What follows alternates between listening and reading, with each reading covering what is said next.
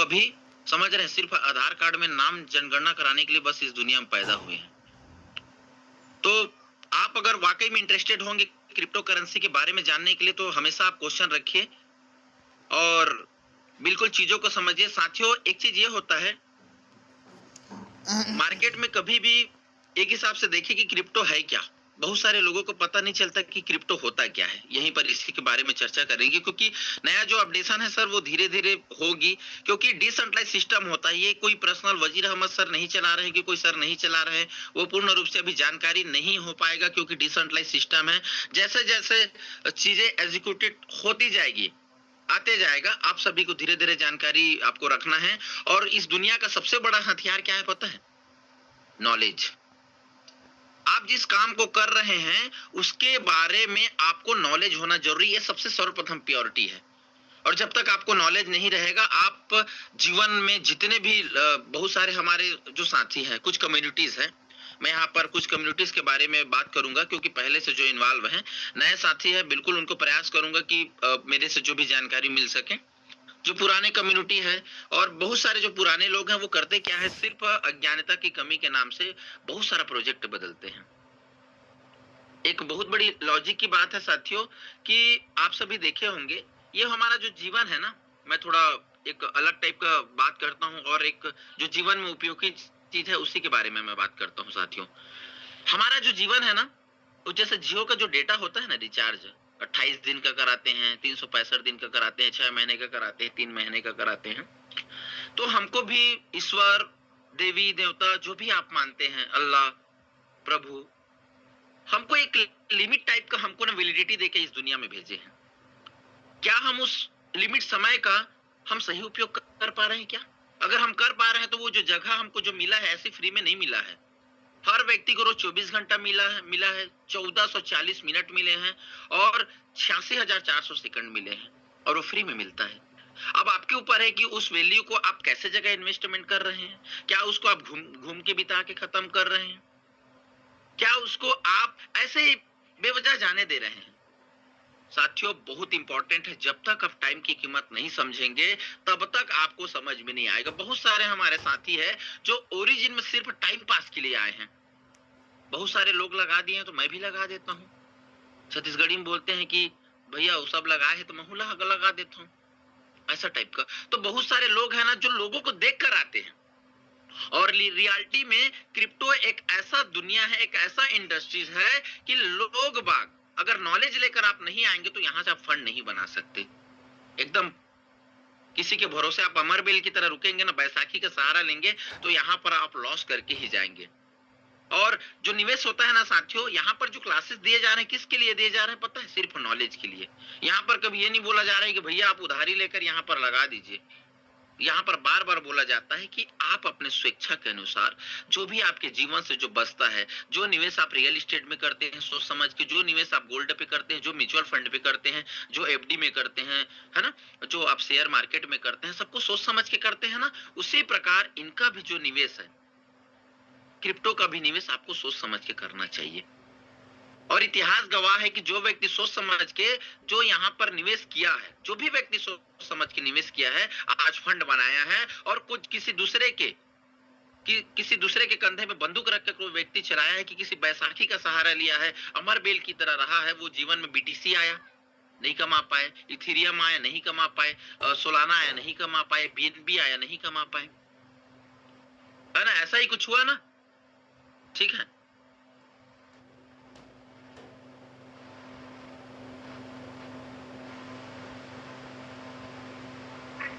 ठीक है, तो क्यों नहीं कमा पाए पता है? उनके पास नॉलेज नहीं था। और आज भी हमारे पास एक ऐसा मोड़ आया है कि आज भी हमको नॉलेज लेने की जरूरत है।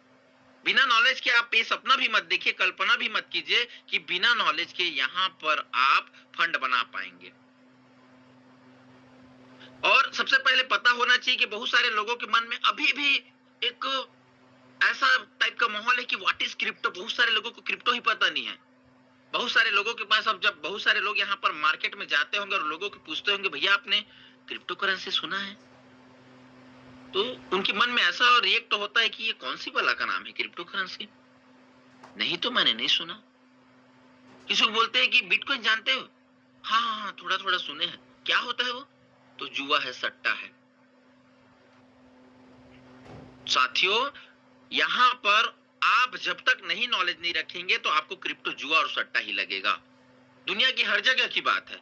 अगर मान के चलिए एक नदी है और अगर आपको वहां पर तैरना नहीं आता तो जाहिर सी बात है आप उसमें कूदेंगे, मतलब वहां पर आप तो डूबना निश्चित ही है, क्योंकि आपका नॉलेज नहीं है, आपने तैरना कभी सीखा नहीं। तो इसीलिए आप सभी से परम रिक्वेस्ट रहता है कि मैं बार बार उसी चीजों पर ज्यादा फोकस करता हूँ। आप चीजों को समझे, चीजों को जाने और चीजों को सीखे, तभी जाकर आप एक एक अच्छा फंड, एक अच्छा पोर्टफोलियो तैयार करके आप यहाँ पर आइए और चीजों को समझिए एक एक चीज कि ये काम कैसे करता है ना? तो आप कहीं मत जाइए, किसी को मत पूछिए, आप गूगल में पूछिए पूछिए कि व्हाट इज क्रिप्टो करेंसी। हम भारतीय हैं, वहां पर पूछ सकते हैं कि गूगल क्रिप्टो करेंसी है क्या, तो बताएगा क्रिप्टो एक डिजिटल आभासी मुद्रा है। डिजिटल मीन्स जैसे हमारा फोन पे होता है, वहां पर हम उसको छू नहीं सकते, लेकिन क्या कर सकते हैं, हम उसको ट्रांसफर कर सकते हैं। हम उसको छू नहीं सकते, इसीलिए उसको आभासी मुद्रा बोला जाता है। यह डिजिटल लेन देन पे काम आता है, ये मैं नहीं, गूगल बताता है। मतलब जिस प्रकार आप फोन पे, गूगल पे यूपीआई जो ट्रांसफर करते हैं ना, उस प्रकार आप इसको ट्रांजेक्शन कर सकते हैं। यह एक डिजिटल एसेट्स भी है। एसेट्स मतलब जैसे आपका रियल एस्टेट हो गया, जैसे आपका गोल्ड हो गया, इस प्रकार से ये डिजिटल है। जैसे एग्जांपल के लिए मान लेते हैं, मैंने सोना खरीदा और एक तरफ मैं क्रिप्टो खरीदा, तो क्या होता है, सोना है वो हमको दिखाई दिया, हम उसको छू सकते हैं। लेकिन उसका एक कमी है कि अगर आपके कोई भी जरूरतमंद साथी अगर वो बोल रहे हैं कि सर मेरे को तुरंत पैसा चाहिए और आपका टोटल फंड क्रिप्टो में रखा है, गोल्ड पे रखा है, तो आप गोल्ड को कैसे भेजेंगे? आपको टाइम लगेगा। ठीक उसी प्रकार अ, आप उसको रख तो सकते हैं, देख तो सकते हैं, छू सकते हैं, लेकिन आप उसको डिजिटल ट्रांजेक्शन नहीं करते। ठीक उसी के विपरीत आप क्रिप्टो में आते हैं। क्रिप्टो भी एक डिजिटल संपत्ति होता है। ठीक है साथियों।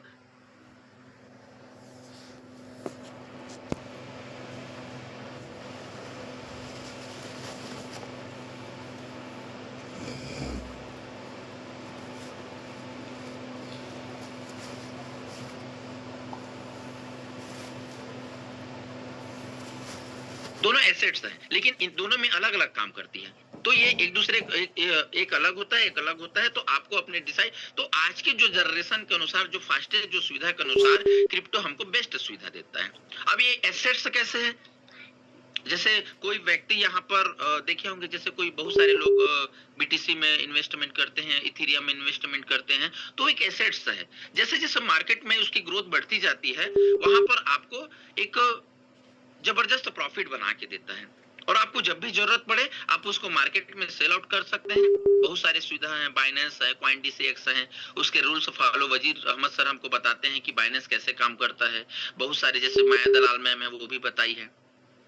कॉइन डीसीएक्स है, उसके बारे में जानिए, सन क्रिप्टो के बारे में जानिए। वो क्या होता है, वो मार्केट होता है, वहां पर जो अपना बचा हुआ एसेट्स है तुरंत उसको मिनटों में आप उसको सेव करके अपना किसी को भी, किसी भी देश का आप फंड बना के देख सकते हैं। क्योंकि साथियों आप सभी को पता है कि आज का जो हमारा दुनिया है वो वैश्विक हो चुका है। वैश्विक मतलब वर्ल्ड बाजार ऐसा पावरफुल हो चुका है कि हमको जैसे देखेंगे एग्जांपल के लिए कि एक समय था कि जो चीजें जापान में, जैसे पहले बहुत सारी चीज मेड इन जापान आया करते थे हमारे इंडिया में, और आप सभी को पता है कि सन 1947 में दोनों जो देश हैं एक साथ आजाद हुए हैं और कुछ अच्छी चीजों की कोई कुछ भी हो सकता है, लेकिन आज जापान बहुत हैवीली ग्रोथ कर चुका कंट्री है। तो जब भी वहां पर टीवी बना कि कुछ भी चीजें बने, तो पहले जो मुद्रा का जो लेन देन था वो थोड़ा जटिल था। लोग बाग ढूंढते थे अवसर, एवोल्यूशन चाहते थे। तो जो साइकिल, जो टीवी इंडिया में आने में 2 साल 3 साल लगते थे, वहीं आज ये दुनिया वैश्विक बाजार इतना प्रबल हो चुका है कि आज जो भी मोबाइल सेट, चाहे आईफोन ले लो, चाहे सैमसंग ले लो, चाहे आप मोटोरोला ले लो, जो जहां पर चाइना में लॉन्च हुआ, अमेरिका में लॉन्च हुआ, कहीं पर भी वर्ल्ड में लॉन्च एक ही दिन में होता है। क्यों? क्योंकि जो सुविधाएं हैं वो बढ़ी है। ये इस प्रकार से बहुत सारी चीजों में काम आता है ये चीजें, और हमको एवोल्यूशन धीरे धीरे हो रहा है उसको, हर चीज के नियम के अनुसार, समय की मांग के अनुसार लोग धीरे धीरे करते हैं। उसमें कुछ दुविधा भी आती है, कुछ सुविधा भी आती है, तो सब धीरे धीरे ठीक होते जाता है। तो इस प्रकार का ये सुविधा देता है क्या, क्रिप्टो करेंसी। तो ये एक प्रकार के एसेट्स है, बहुत सारे लोगों ने बीटीसी में निवेश किया।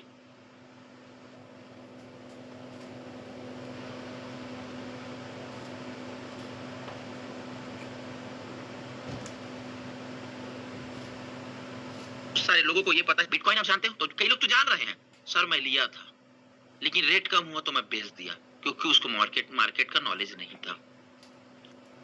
और बहुत सारे साथी हमको ये बोलते हैं कि सर कि यहाँ पर रेट हमेशा डाउन जाता है, जब से देखें डाउन जाता है, अब थोड़ा कम। तो साथियों सिंपल सी बात है, सिस्टम डिसेंट्रलाइज है, और डिसेंट्रलाइज मतलब किसी के कंट्रोल में नहीं होता। अगर मान के चलिए, अगर इनके जो ऑनर है अगर उसके कंट्रोल में होता तो कभी आपको रेट नीचे जाते हुए दिखता क्या? वो तो हमेशा बढ़ा के रखता ना। ऊपरी माइंड टोकन टाइप का अपने पास कुछ फंड रखा रहता और फिर वो अपने हिसाब से उसको कम ज्यादा करते रहता। तो ये जो रेट उतार चढ़ाव है, जो रियल में जो क्रिप्टो को जानते हैं उनको पता है कि ये जो उतार चढ़ाव जो होता है वो उसका प्रकृति है। और कितने बार इथेरियम, बीटीसी बहुत बार उतार चढ़ाव हुए हैं, और जो मार्केट को समझते हैं वही यहाँ पर फंड बनाते हैं,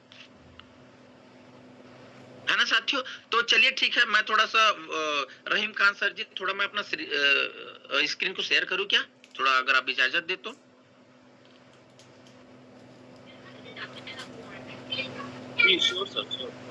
ओके ओके, थैंक यू। चलिए कुछ चीजें हैं सर, मैं प्रयास करता हूं कि ये काम कैसे करता है, ठीक है?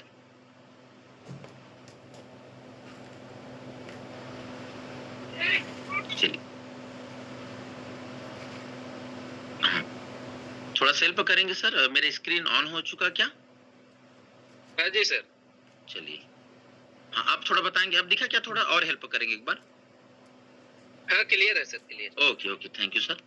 और बिल्कुल साथियों, ये स्टार्टिंग में बिल्कुल हमेशा जैसे डिस्क्लेमर दिया जाता है उसी प्रकार से यहाँ पर भी एक डिस्क्लेमर है कि भैया मैं एक फाइनेंशियल एडवाइजर नहीं हूँ। जो चीज़ों को मैं मार्केट में महसूस किया हूँ, अभी तक जो थोड़ा सा मेरा अनुभव है उसको मैं बताने का प्रयास कर रहा हूँ। आप अपना जो निवेश है उसको बिल्कुल सोच समझ के करें, जान के करें, उतना ही निवेश करें जिससे आपका आने वाले समय में अगर आप थोड़ा थोड़ा अप डाउन होता है तो आपको परेशानी मत हो, और अच्छा खासा नॉलेज लें और जबरदस्त ये क्रिप्टो की दुनिया में आप एसेट्स बनाएं, ठीक है? तो चलिए साथियों, मेरे पास कुछ चीजें हैं, मैं थोड़ा प्रयास करता हूँ आप लोगों को बताने का कि ये काम कैसे करता है। थोड़ा सा समय लेता हूँ मैं आप लोगों को। ये कुछ फाइल्स रखा था मैं, क्योंकि हमारा उद्देश्य होता है कि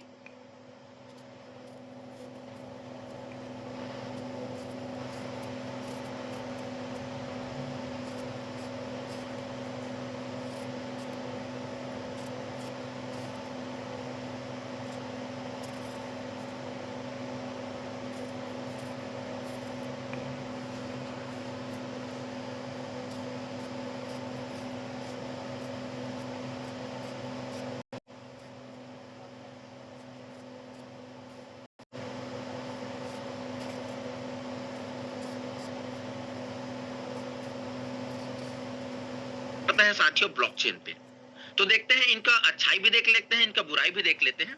चलिए हम सभी आते हैं कि ब्लॉकचेन है क्या, है ना? तो यहाँ पर लिखा है ब्लॉकचेन एक डिजिटल रिकॉर्ड रखने का तकनीक या फिर लेजर है जिसे डेटा ब्लॉक्स, जो नए नए जो डेटा बनते हैं उसको ब्लॉक्स बोला जाता है, ब्लॉक्स के रूप में जुड़ता जाता है और ये ब्लॉक्स एक चेन बन जाते हैं। ये एकदम आसान शब्द है ना? फिर एक और देखते हैं आसान शब्दों में, यहाँ पर लिखा है यह एक ऐसी ऑनलाइन डायरी या रजिस्टर है जिसे कोई एक व्यक्ति नहीं बल्कि पूरी दुनिया या कंप्यूटर संभालने का काम करती है। एक आसान शब्दों में ब्लॉकचेन, ये कोई अलग टाइप का नहीं है, इसको डिसेंट्रलाइज रूप से किया गया। और देखे होंगे कि जैसे बहुत सारी संस्था, मैं किसी संस्था का नाम नहीं लूंगा, बहुत सारी संस्था हो सकते हैं, क्योंकि यहाँ पर मैं कंपेयर करने के लिए नहीं आया हूँ साथियों, सिर्फ जानकारी देने के लिए आया हूँ। इसको एक आसान भाषा में समझते हैं। जैसे हम लोग छोटे छोटे थे या फिर 8वीं 9वीं 10वीं क्लास में पढ़ा करते थे, है ना? तो वहां पर हम लोग क्रिकेट खेला करते, तो क्रिकेट और किसी किसी गांव में टूर्नामेंट भी हुआ करता था। तो एग्जाम्पल हमारे से लेते हैं, हम लोग क्रिकेट खेला करते थे। तो जब क्रिकेट खेलते थे तो दो दो टीम हुआ करती थी। तो जो दोनों टीम में क्या होता था, एक लिखने वाला होता था। अब लिखने वाला एक है तो वो क्या करता था, हमेशा गड़बड़ी कर देता था। मतलब वो अपने उनके ऊपर है, सेंट्रलाइज है। फिर यहाँ पर हम लोगों ने जाना कि भैया अरे ये तो अपनी टीम का बढ़ा देता है। तो अब क्या हुआ, दोनों टीम लिखने लगे, नहीं आप भी लिखोगे मैं भी लिखूंगा, ठीक है? ये एक आसान समझो, आप आसान भाषा में आप इसको समझिएगा। मतलब एक ऐसा रजिस्टर जिसमें दुनिया भर का जो भी लेन देन होता है, कोई एक दो आदमी उसको कंट्रोल नहीं करता, है ना? वो पूरे लेजर पूरे पूरे सिस्टम पूरी कम्युनिटी उसको कंट्रोल करती है, या फिर उसको पूरा देख रेख, या फिर उसको सी करने का, है ना, देखने का काम करती है। तो ये हो गया। वहां पर भी गड़बड़ हो सकती थी। दोनों वाले आपस में मिल गए कि लेना भैया, बाहर जाओगे तो तुमको कोल्ड ड्रिंक से पिलाऊंगा, मेरी टीम को जिता देना। तो वहां पर ये दिक्कत होने लगी। तो फिर लोग बाग क्या करने लगे कि नहीं भैया, आप भी लिखोगे, मैं भी लिखूंगा, सब लिखेंगे, पूरे टीम वाले लिखेंगे, जो खेल रहे हैं सबको। मतलब ये ऐसा उदाहरण भाषा है कि जितना भी डिजिटल जो लेजर लिखता है वो सबके सबके खाते में होता है, सबके ट्रांजैक्शन में वो सब दिखाई देता है। और यही है, मतलब जो एक इसको मेंटेन ना करे, पूरी कम्युनिटी उसको मेंटेन करे। यही एक आसान भाषा है। उदाहरण के लिए समझते हैं, उदाहरण से समझे। आपने बिटकॉइन भेजा, यह ट्रांजैक्शन एक ब्लॉक में रिकॉर्ड हो गया, माने वो सेंडिंग का रिसीविंग का तो रिकॉर्ड हो गया। फिर वह ब्लॉक पिछले ब्लॉक में जुड़ गया। मतलब यहाँ पर अलग अलग ब्लॉक्स नहीं है, अलग अलग व्यक्ति के नहीं है। मतलब जो जो नए ब्लॉक्स बनते हैं वो एक दूसरे के साथ जुड़ते जाते हैं। अब इसमें बदलना लगभग नामुमकिन है। मतलब आप जैसे वजीर सर ने यहाँ पर ट्रांजेक्शन किया, उसके बाद मैंने किया, तो हर एक ब्लॉक वहां पर जुड़ते चले जाते हैं, अलग अलग नहीं होता, वहां पर सबका ब्लॉक एक एक में जुड़ते चला जाता है। इसीलिए इसे बदलना नामुमकिन हो जाता है। अगर मेरा पर्सनल डेटा रहता, मैं उसको पर्सनल उसको वर्क करता, तो मैं उसको बदल सकता था। चलिए यहाँ पर और थोड़ा देखते हैं नीचे में, ब्लॉकचेन की मुख्य विशेषताएं क्या होती है। डिसेंट्रलाइज होता है, ये डिजिटल लेजर होता है, लिखा पढ़ी का चीज होता है, लेकिन वो डिसेंट्रलाइज होता है। इससे कोई एक यहाँ पर मैं वो ये एक सरकार भी हो सकता है, कोई सीएमडी भी हो सकते हैं, कोई व्यक्ति हो सकता है, उसको कोई एक जने कंट्रोल नहीं करता पूरा, है ना, वो या फिर एक कोई कंपनी कंट्रोल नहीं करती है। डिसेंट्रलाइज होता है, पूरी कम्युनिटी को कंट्रोल करते हैं। पारदर्शिता की बात है, ट्रांजैक्शन की बात है, ट्रांसपेरेंट की बात है, पारदर्शिता। यह ट्रांजैक्शन हर ट्रांजैक्शन देखा जा सकता है। मतलब यहाँ इतना सुविधा दिया जाता है कि वजीर सर, हमारे वरिंदर सर बीच बीच में बताते रहते हैं, किसी का भी वो जो एड्रेस है उसको उठा के देखते हैं कि भैया इसने कितना कितना ट्रांजैक्शन किया, है ना। तो हर कोई देख सकता है, ये इतना सुरक्षित होता है। ठीक है, उसके बाद हम लोग आते हैं यहाँ पर सुरक्षित कितना है। ठीक है, यहाँ पर सिक्योर कितना है ना। एनक्रिप्शन और एडवांस टेक्नोलॉजी से सुरक्षित है। मतलब यह जो कोडिंग होता है, कोडिंग, उससे यह सुरक्षित होता है एडवांस टेक्नोलॉजी के साथ में। ठीक, वहां पर ये बदला नहीं जा सकता, इम्यूटेबल, ये बदला नहीं जा सकता। एक बार डेटा जुड़ गया तो इसे बदलना लगभग मुश्किल है। ठीक है साथियों, ये हो गया। अब नीचे आते हैं, याद रखने वाली लाइन, ब्लॉकचेन सुरक्षित, पारदर्शी और बिना किसी एक मालिक डिजिटल रिकॉर्ड सिस्टम है। ये है ब्लॉकचेन। ठीक, अब ब्लॉकचेन काम कैसे करता है देखते हैं, है ना। ट्रांजैक्शन होता है, कोई व्यक्ति डेटा भेजता है, ये ट्रांजैक्शन। ब्लॉकचेन काम कैसे करता है, ट्रांजैक्शन, है ना, ट्रांजैक्शन होता है, एक दूसरे का लेन देन में सहयोग करता है, ब्लॉक से बनता है। ट्रांजैक्शन हुआ, उसके बाद ब्लॉक बना। बताया उदाहरण के लिए इससे पहले कि वजीर सर ने किसी को ट्रांजैक्शन किया, फिर वो ब्लॉक बन गया, और उसके बाद नीचे आ जाता है, यह ट्रांजैक्शन की जानकारी एक ब्लॉक में जाती है, बन जाती है, नया ब्लॉक बनता है। फिर उसके बाद आता है कि वेरिफिकेशन, जांच। दुनिया के कई कंप्यूटर नोट्स इसे वेरीफाई करते हैं, तुरंत वेरीफाई करते हैं, ऐसा इसका मैकेनिज्म होता है। चैन से जोड़ना, सही पाए जाने पर जैसे कि अगर मेरे पास अभी कुछ क्रिप्टो से कुछ एलजीएनएस पड़ा है, मेरे पास कुछ टोकन्स हैं, अगर मेरे पास 5 है और अगर मैं उसको से 10 मतलब 10 एलजीएनएस किसी को सेंड कर रहा हूं, तो तुरंत वेरीफाई करेगी। अगर वो नहीं पाया जाएगा तो उसको वहां पर ब्लॉक जोड़ने से पहले वेरीफाई करेगी, अगर नहीं होता है तो कैंसिल करेगी। तो सही चैन में जुड़ना, सही पाए जाने पर ब्लॉक पहले वाले ब्लॉक से जुड़ जाता है और यह चेन बन जाता है। सिंपल सी भाषा है, एक ब्लॉक एक दूसरे के साथ जुड़े होते हैं तो वो चेन बन जाता है, ब्लॉक 1, ब्लॉक 2, ब्लॉक 3। ठीक है, यहाँ पर एक देख लेते हैं, ब्लॉकचेन और नॉर्मल जो डेटाबेस होता है, विशेषताएं देख लेते हैं। तो विशेषताएं किनकी देखेंगे, पहले ब्लॉकचेन की देखेंगे और नॉर्मल डेटाबेस की। प्रकृति क्या कहती है, इनका नेचर क्या कहता है कि ब्लॉकचेन जो होता है वो डिसेंट्रलाइज होता है और जो नॉर्मल जो डेटाबेस होते हैं वो सेंट्रलाइज होते हैं। आप समझते हैं, अभी इससे पहले हमने बात किया सेंट्रलाइज और डिसेंट्रलाइज। सेंट्रलाइज का अर्थ ही होता है, सेंट्रलाइज मतलब बोला जाए तो केंद्रीकरण, मतलब जिसका पावर ऑफ कंट्रोल एक जने के पास होता है, और डिसेंट्रलाइज का होता है हिंदी में विकेंद्रीकृत, मतलब किसी एक व्यक्ति का केंद्रक नहीं होता, किसी एक व्यक्ति का वहां पर काम नहीं होता, या फिर कोई एक व्यक्ति उसको मैनेज नहीं करता। नियंत्रण की बात देखें तो ब्लॉकचेन में क्या होता है, पूरे नेटवर्क के पास नियंत्रण होता है, और नॉर्मल डेटाबेस में एक ही संस्था के पास होता है, मतलब एक ही जने उसको मैनेज करने का काम करती है। मैं स्टार्टिंग में बताया कि मैं किसी संस्था को नहीं बताऊंगा, आप लोग इतने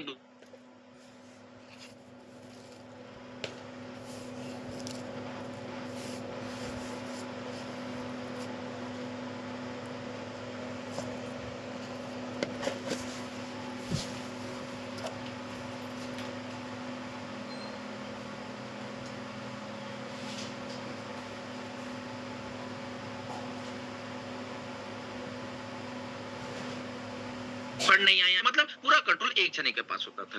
डेटा में बदलाव, तो ब्लॉकचेन क्या बोलता है कि बहुत मुश्किल है, लगभग नामुमकिन है, और नॉर्मल डेटाबेस में आसानी से बदला जा सकता है।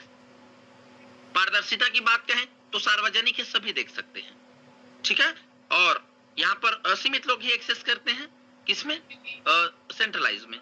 सुरक्षा की बात है तो बहुत अधिक क्रिप्टोग्राफी नामक एक है ना टेक्नोलॉजी चलती है, उसमें बहुत अधिक सुरक्षित होता है, तुलनात्मक रूप से कम होता है, ठीक है।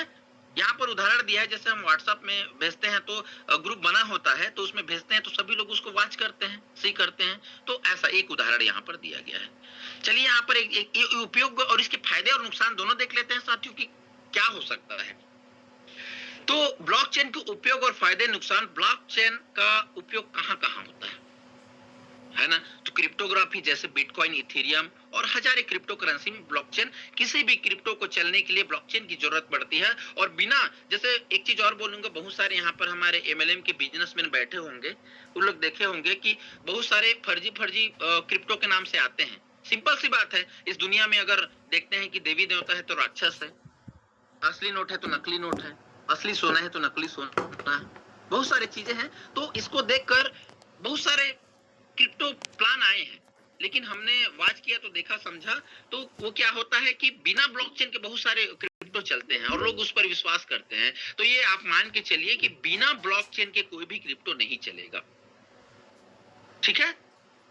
तो ये ऐसा उदाहरण समझ लेते हैं कि मेरे पास रेल के डिब्बे हैं लेकिन इंजन नहीं है, तो कैसे चलेगा, ठीक उसी प्रकार इंजन का काम करती है ब्लॉकचेन। अब स्मार्ट कॉन्ट्रैक्ट दूसरा है, ये कहाँ कहाँ उपयोग होता है, तो पहले तो क्रिप्टो करेंसी में होता है, क्रिप्टो करेंसी, और उसके बाद स्मार्ट कॉन्ट्रैक्ट में होता है अपने आप चलने वाला डिजिटल एग्रीमेंट, जैसे जो लिखा पढ़ी आप कर दिए वहां पर इनको डिप्लॉय कर दिया जाता है ब्लॉकचेन में, तो स्वतः चलता है। जैसे उदाहरण के लिए कई बार हमारे पास एग्जांपल आते हैं, अलार्म, अलार्म को वहां पर ठीक कर दिया जाता है कि 6 बजे आपको बजना है, सेट कर दिया, तो बिना किसी छेड़खानी के ऑटोमेटिक वो 6 बजे अपना जैसा काम फुलफिल करेगा, वो 6 बजे बजेगा। कि रात में हमको उठ के बोलना पड़ता है क्या 6 बजे बाजबे धर नहीं बाजबेगा, ऐसा नहीं बोलना पड़ता, ऑटोमेटिक काम करता है।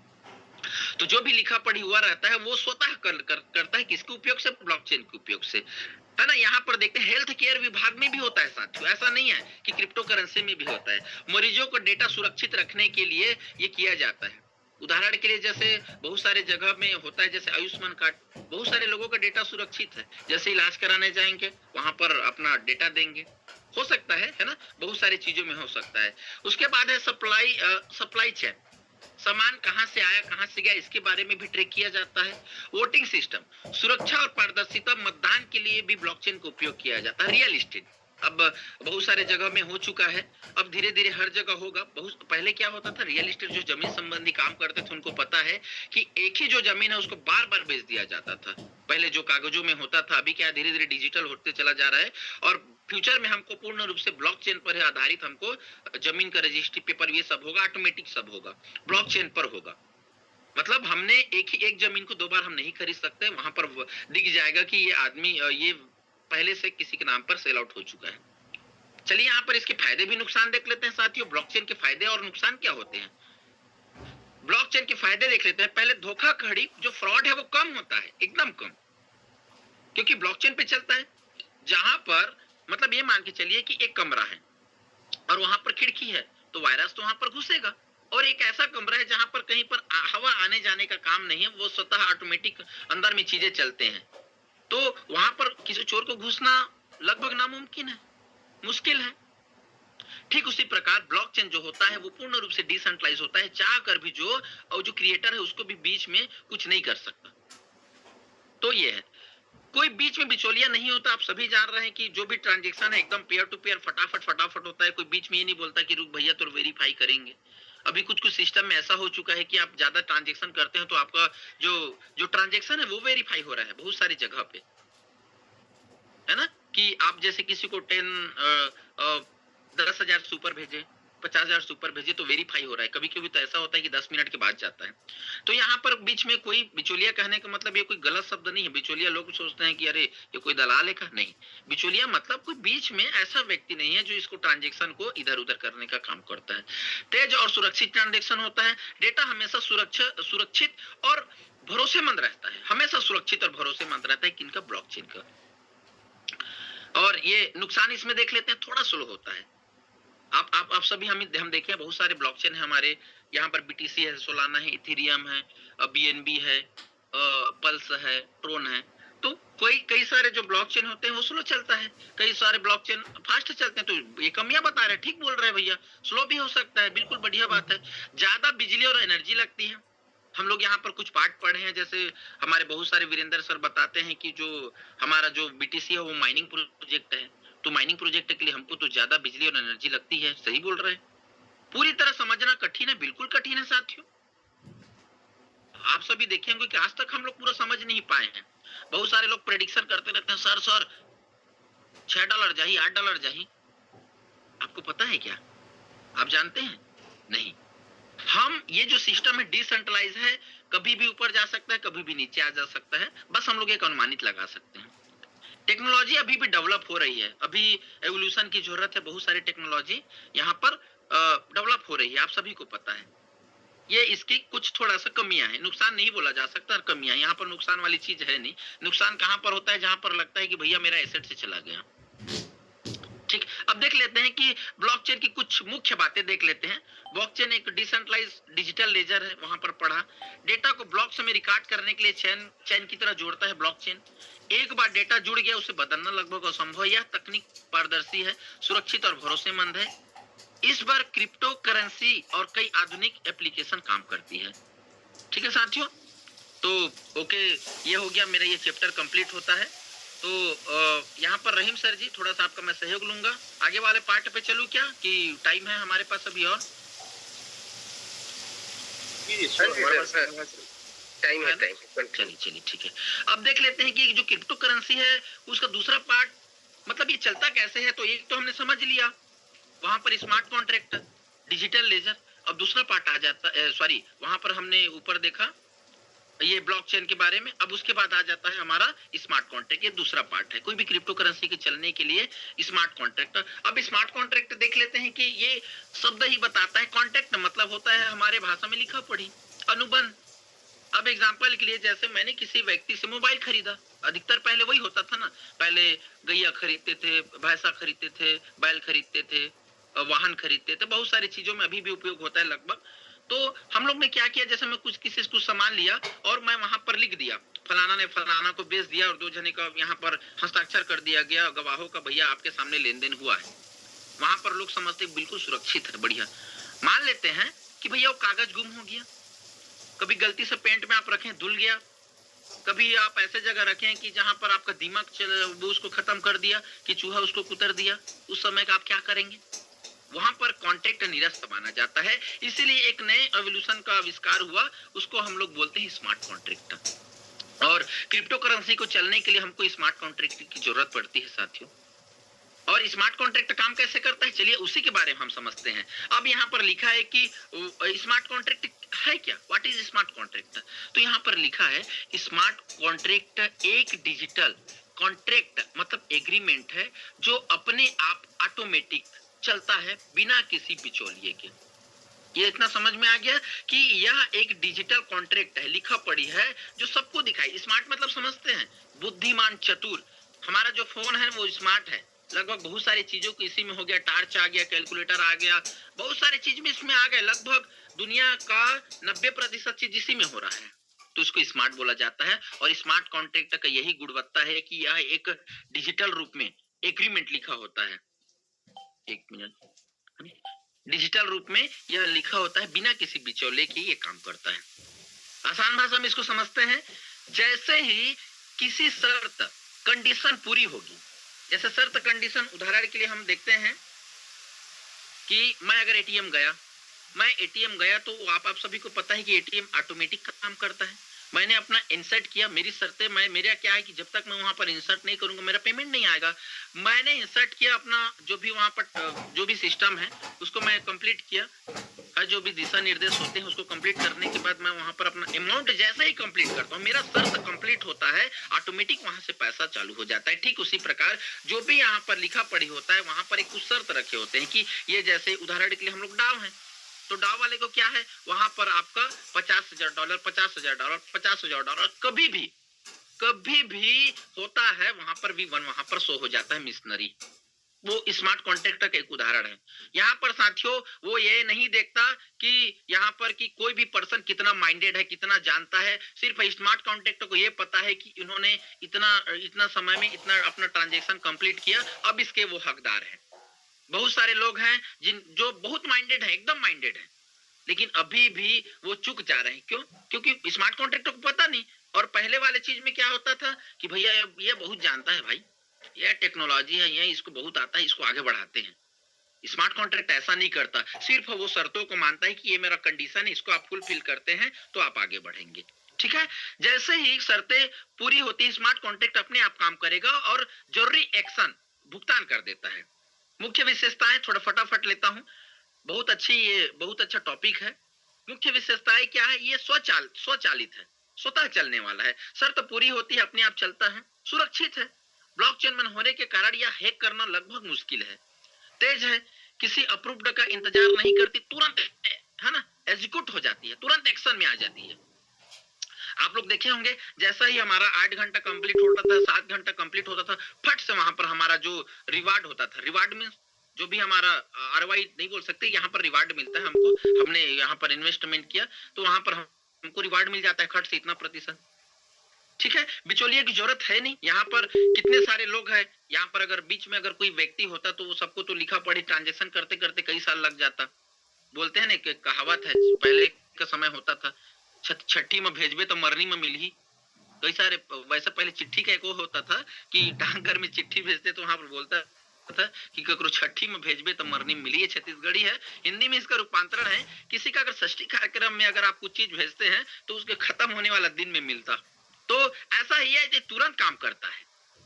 ठीक है साथियों, तेज है, बिचौलिए की जरूरत नहीं, पारदर्शी है, एकदम पूर्ण रूप से पारदर्शी है। कहां कहां इस्तेमाल होता है इसको देख लेते हैं साथियों। क्रिप्टो करेंसी में भी इसका इस्तेमाल होता है, बैंकिंग के में भी होता है, फाइनेंस में भी होता है, गेमिंग भी होता है साथियों, एनएफटी में भी होता है। एनएफटी अभी आप देखें वहां पर भी ब्लॉकचेन होता है, सप्लाई चेन में भी होता है, वोटिंग और सिस्टम में भी इनका काम होता है। चलिए स्मार्ट कॉन्ट्रैक्ट काम कैसे करता है, मैं थोड़ा जल्दी करता हूँ, टाइमिंग नहीं है। शर्तें लिखी होती है, जो भी यहाँ पर जो 137 स्मार्ट कॉन्ट्रैक्ट हमारे पास है वहां पर शर्तें लिखी है, करना क्या है, लगभग व्हाइट पेपर में वो सब चीज आपको बता दिया गया है ना। कंडीशन इन कोड, कॉन्ट्रैक्ट की शर्तें कोड में लिखी होती है। प्रोग्राम वीरेंद्र सर, वजीर अहमद सर वहां पर कोडिंग बहुत सारा बातें बताए और बोलते हैं कि भैया जो जानकार है इसको दे दीजिए, वो पढ़ेंगे, तो कोड में वो लिखा होता है। ब्लॉकचेन पर डिप्लॉय होता है, डिप्लॉय ऑन ब्लॉकचेन, यह कोड ब्लॉकचेन पर डाल दिया जाता है।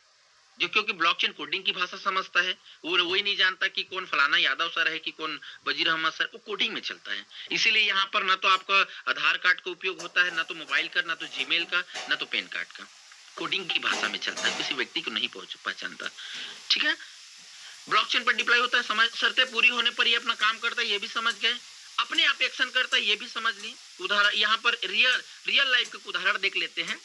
घर खरीदना, बायर जो खरीदार है ना, पैसे जैसे है ना, ऑनरशिप ट्रांसफर हुई, ऑनरशिप है ना, पैसे सेलर को अपने आप मिल जाएगा। जैसे मैं घर खरीदा तो ये जो स्मार्ट कॉन्ट्रैक्ट क्या है वहां पर लिखा है कि जैसे ही ये पैसा मैं किसी ऑनर को, मतलब घर वाले को जैसे ही पहुंचा, ऑटोमेटिक वो मेरे पास वो हस्तांतरित हो जाएगा। क्या?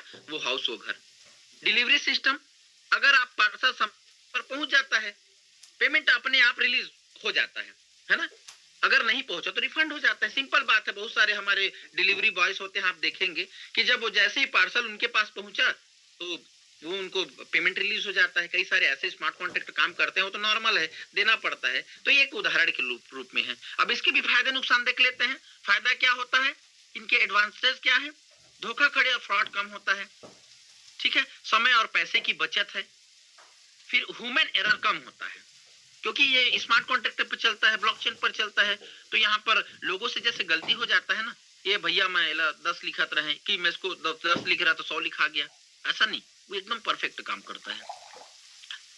क्योंकि साथियों मैं तो अधिकतर बिल्कुल ये वजीर सर और रहीम सर जी का वो है कि मैं यहाँ पर आता हूँ और मैं अधिकतर मैं प्लान पे ज्यादा रहता हूँ। तो बीच बीच में ना क्योंकि हम लोकल छत्तीसगढ़ से हैं तो कुछ कुछ बीच में छत्तीसगढ़ी वर्ड भी उपयोग हो जाता है। तो थोड़ा बहुत सारे हमारे बाहर से भी लोग हैं, वो समझते हैं। कोई सुनिए सर, मजेदार रहता है, चलिए, लैंग्वेज में बहुत ही अच्छा लगता है। कंटिन्यू करेंगे सर। ओके ओके ओके, है ना। ये सर आप ठीक ठीक। ह्यूमन एरर्स कम होता है, भरोसे की जरूरत कम होती है। मतलब यहाँ पर ऐसा बात नहीं है कि भाई भरोसा करना पड़ेगा कि नहीं करना पड़ेगा, ऐसा नहीं है एकदम। लोग स्मार्ट कॉन्ट्रैक्ट जहां पर आए, हाँ चलिए लोग भरोसे करते हैं। एक बार सेट करने के बाद ये बार बार काम करता है 24 घंटा। मतलब यहाँ पर 24/7, मतलब ये सातों दिन 24 घंटा काम करता है। जैसे एटीएम पे लिखा रहता है ना ये वर्ड 24/7, मतलब हमेशा काम करता है। उसी टाइप का स्मार्ट कॉन्ट्रैक्ट बिना रुके बिना वो करे। आप लोगों ने देखा होगा हमारे स्मार्ट कॉन्ट्रैक्ट कभी रुका नहीं है, काम करते रहता है। इसके नुकसान भी देख लेते हैं साथियों। कोड में गलती हुई तो बड़ा नुकसान हो सकता है, वाकई ठीक। कई बार हमारे पास डिस्क्लेमर आते हैं कि भैया कोई भी दूसरा जो भी आपके पास कोड आता है, कोई कनेक्ट करने के लिए बोला जाता है ये वॉलेट है, इस लिंक पर कनेक्ट कीजिए, तो नुकसान हो सकता है। ठीक बोल रही है। एक बार ब्लॉकचेन पर डिप्लॉय होने के बाद बदलना मुश्किल है, एकदम सत्य बात है। हमारे पास हुआ है। ओरिजिन जो कम्युनिटी है, आप सभी को पता है 2011 से कम्युनिटी स्टार्ट है और 2020 में हमारे पास ओलंपस डाव आया। तो वहां पर क्या था, वहां पर 5 स्मार्ट कॉन्ट्रैक्ट थे। तो बीच में कहां बदले, उसको हमारी जरूरत पड़ी ना, मार्केट को जाने के लिए एलजीएनएस की जरूरत पड़ी। यहाँ पर इसीलिए 137 स्मार्ट कॉन्ट्रैक्ट रखा गया कि फ्यूचर में कुछ चीजें अगर डिप्लॉय करना हो तो हमको फिर से प्रोजेक्ट बदलने की जरूरत ना पड़े। तो इसमें एक खामी है कि एक बार ब्लॉकचेन पर डिप्लॉय होने के बाद ये बदलना मुश्किल है। हर देश का कानून स्पष्ट नहीं है, सिंपल बात है। रीजनल रूल्स अलग अलग देश के अलग अलग कानून हैं, अलग अलग टाइप के हैं। अलग अलग देश की मुद्राएं हैं तो अलग अलग टाइप के सेट करते हैं, टैक्सेस सेट करते हैं। किसी देश में जैसे दुबई में मैं जहां तक जानता हूं, सुना हूं कि वहां पर टैक्सेस नहीं के बराबर है। हमारे इंडिया में 30% है। तो हर जगह हर देश में स्पष्ट नहीं है, अलग अलग है। ये क्लियर बताया है ना। सभी जगह के कॉन्ट्रैक्ट के लिए यह अभी उपयुक्त नहीं है। मतलब सही बोल रहे हैं, सभी तरह के कॉन्ट्रैक्ट के लिए अभी उपयुक्त नहीं है। इसमें अभी एवोल्यूशन की जरूरत है। ठीक है साथियों, यहाँ पर आप देख लेते हैं एक normal contract versus smart contract. यहाँ पर रूप क्या है, ये नॉर्मल जो कॉन्ट्रैक्ट होते हैं वो कागज पर होता है, स्मार्ट कॉन्ट्रैक्ट कोडिंग पे होता है। एजुकेशन, ये जो एग्जीक्यूट करने का जो काम होता है वो कौन करता है, नॉर्मल में इंसान करता है। और ये जो स्मार्ट कॉन्ट्रैक्ट अपने आप ऑटोमेटिक करता है। समय, इसमें क्या होता है, नॉर्मल में समय और प्रक्रिया में देरी होती है और स्मार्ट कॉन्ट्रैक्ट तुरंत और तेज, जैसे ही वो अपना काम फुलफिल किया उसका काम बन जाता है। बिचौलिए, वकील बिचौलिए की आवश्यकता उसमें होती है। जब हम लिखा पढ़ी करने जाते हैं तो बीच में वकील आता है, बहुत सारे लोग आते हैं, वहां पर नोटरी वगैरह होता है। यहाँ पर बिचौलिया मतलब कोई व्यक्ति की जरूरत नहीं है। भरोसा कितना है, यहाँ पर व्यक्ति पर निर्भर है कि वह व्यक्ति भरोसेमंद लायक है क्या। अगर भरोसेमंद लायक नहीं तो कुछ भी लिखा पढ़ी कर देते हैं, है ना। यहाँ पर कोड और ब्लॉकचेन पर निर्भर करती है कि आपका कोडिंग और ब्लॉकचेन किसका है, किस टाइप का ब्लॉकचेन है, ये इसके ऊपर निर्भर करती है ना। ठीक। पारदर्शिता क्या है, सीमित। यहाँ पर पूरी तरह से पारदर्शिता होता है स्मार्ट कॉन्ट्रैक्ट। यहाँ पर साथियों मैं किसी एक स्मार्ट कॉन्ट्रैक्ट की बात नहीं बोल रहा हूँ, जितने भी अच्छे स्मार्ट कॉन्ट्रैक्ट है उसकी बात बोल रहा हूँ।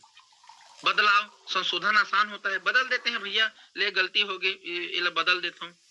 यहाँ पर बदलना और यहाँ पर बदलना लगभग नामुमकिन है। ठीक है साथियों, स्मार्ट कॉन्ट्रैक्ट का यह लाइन एक लाइन याद रखे। स्मार्ट कॉन्ट्रैक्ट क्या है, अगर ये होगा तो ये होगा, अगर ये होगा तो अपने आप होगा वाला डिजिटल कॉन्ट्रैक्ट है। ठीक है साथियों, तो हमने अभी क्या जाना, स्मार्ट कॉन्ट्रैक्ट और ब्लॉकचेन के बारे में हमने समझा। चलिए उसके बाद एक बार और कुछ चीजें यहाँ पर देख लेते हैं। डिसेंट्रलाइज, है ना? तो ये जो चैप्टर है बहुत ही अच्छा है। डिसेंट्रलाइज एक आसान शब्दों में यहाँ पर बताया जाए कि यह सिस्टम, डिसेंट्रलाइज का एक उदाहरण दे देते हैं। यह सिस्टम कोई एक व्यक्ति इसको कंट्रोल नहीं करता। डिसेंट्रलाइज का मतलब पूरी कम्युनिटी उसको, पूरी डाउ कम्युनिटी उसको कंट्रोल करते हैं। एग्जाम्पल के लिए जैसे मैं एक उदाहरण समझ लेता हूँ कि मैं यादव हूँ, ठीक है, मैं यादव लिखता हूँ। अब मेरे पास एक एकड़ जमीन है रोड के किनारे।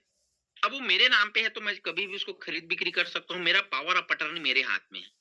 सपोज भाई मैं उसको सामाजिक पर लोगों को, समूह को दे दिया, कोई ट्रस्ट को दे दिया कि मैं उनके नाम में उसको दे दिया। अब यहाँ पर क्या हुआ, मैं उसको अकेले उसको कंट्रोल नहीं कर सकता जब तक वहां पर पूरी कम्युनिटी नहीं बोलेंगे, अपनी राय नहीं देंगे। तब इस प्रकार ये एक डिसेंट्रलाइज का एक साफ उदाहरण है। चलिए हम लोग आगे चलते हैं, है ना, क्योंकि मेरे ख्याल से समय 9:28 हो चुके हैं। फिर कभी और मौका मिले तो इसको बताएंगे। यहाँ पर आ जाते हैं साथियों, वेब 3 है क्या, इसके बारे में थोड़ा चर्चा करेंगे। थोड़ा इसके लिए समय लेंगे क्योंकि ये थोड़ा नया भी है और पुराना भी है। देख लेते हैं ये वेब 3 है क्या। लोग सोचते हैं, बहुत सारे दुनिया में जितने भी लोग हैं उनको पता नहीं होता है कि भैया ये वेब 3.0 पे काम करता है, 3.0 पे काम करता है। लोग बोलते हैं कि बड़ा हड़बड़ा जाते हैं, ये कोई नया वर्ड है क्या, ये कौन सा चीज है। और लोगों को पता नहीं है कि वेब 2.0 पे वो काम कर रहे हैं। जितने भी व्हाट्सएप है, फेसबुक है, ट्विटर है, इंस्टाग्राम है, जितने भी चीजें हैं वो वेब 2 है। और उसमें कुछ कमियां पाई गई, इसीलिए वेब 3 का उपयोग किया गया। और क्रिप्टो मतलब ऑलरेडी डिसेंट्रलाइज है, और डिसेंट्रलाइज को चलने के लिए वेब 3 तो काम करेगा नहीं, इसीलिए वेब 3.0 का आविष्कार हुआ। इसके बारे में, इसको जानने से पहले हम लोग यहाँ पर एक चीज देख लेते हैं।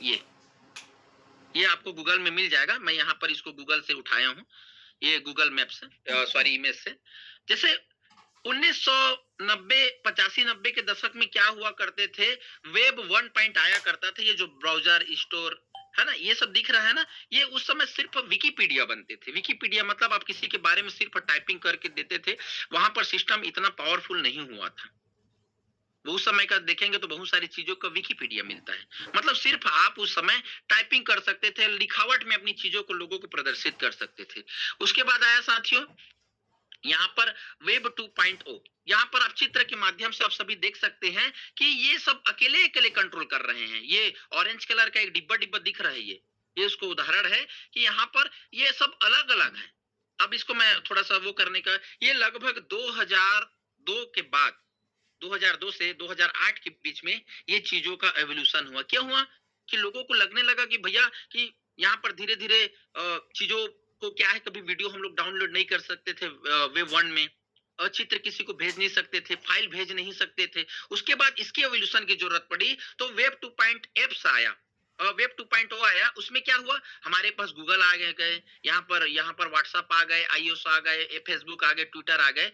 तो इसकी जरूरत क्यों पड़ी, इसमें हम लोग को सुविधा मिला, नहीं मिला वाली बात नहीं है, मिला। क्या मिला सुविधा पता है साथियों, यहाँ पर हमको सुविधा ये मिला कि हम किसी भी को अपना इमेजेस, अपना फाइल्स हम किसी को भेज सकते थे, वीडियो डाउनलोड कर सकते थे, देख सकते थे, कंटेंट बना सकते थे, अपना बहुत सारा विचार से हम सोशल मीडिया के माध्यम से, ये हमको सुविधा मिली। लेकिन यहाँ पर कुछ कमियां मिली। कमियां क्या होने लगी कि हमारा जो जो जो हम जिस सिस्टम को उपयोग कर रहे हैं, हम जिस चीजों को उपयोग कर रहे हैं, तो वहां पर पूर्ण रूप से वो सेंट्रलाइज होता था। वहां पर मोबाइल नंबर मांगा जाता था, ईमेल मांगा जाता था, बहुत सारे चीज मांगे जाते थे, और हमारा डेटा उसके पास सुरक्षित होता था।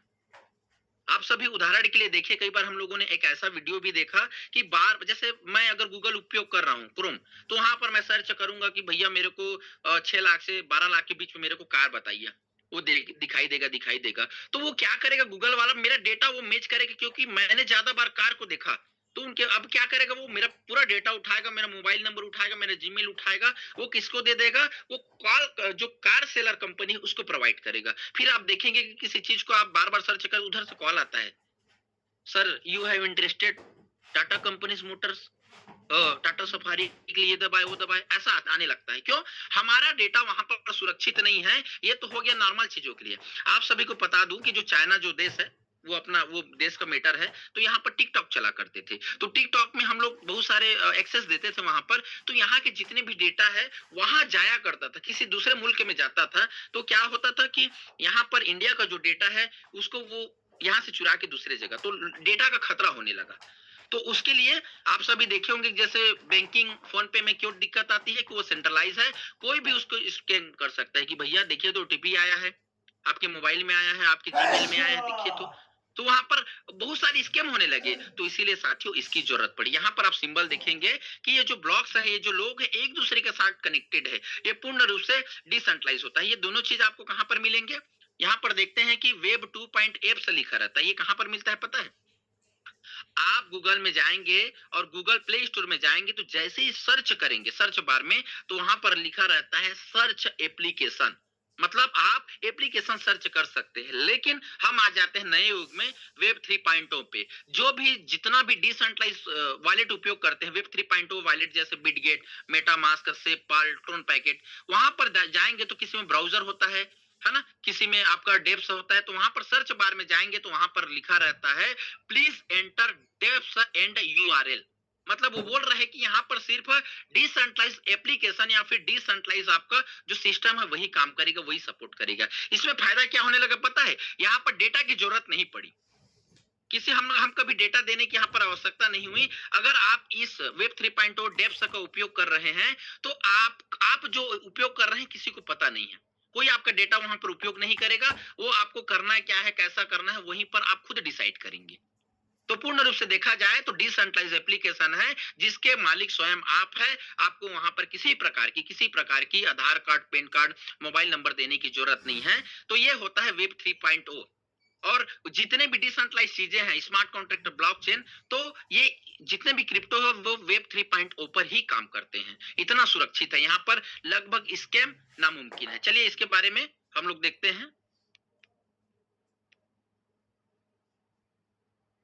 ये लास्ट पॉइंट है साथियों, उसके बाद डाव वगैरह भी है, उसको फिर कभी समय मिले तो और बताने का प्रयास करेंगे।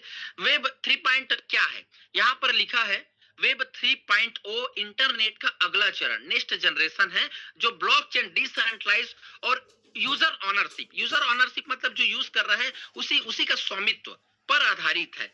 इसमें आपका डेटा, पहचान और डिजिटल एक्सेस का पूरा कंट्रोल आपको मिलता है साथियों, है ना। ये वेब 3.0 का है ना, डेप्स का ये कारण है। ठीक है, अब देखते हैं कि इंटरनेट का विकास कैसे हुआ। यहाँ पर मैंने आपको बताया कि 2000 तक केवल पढ़ सकते थे, फिर उसके बाद यहाँ पर क्या आया, 2002 से 2020 तक इस प्रकार का रीड एंड राइट कर सकते थे, है ना।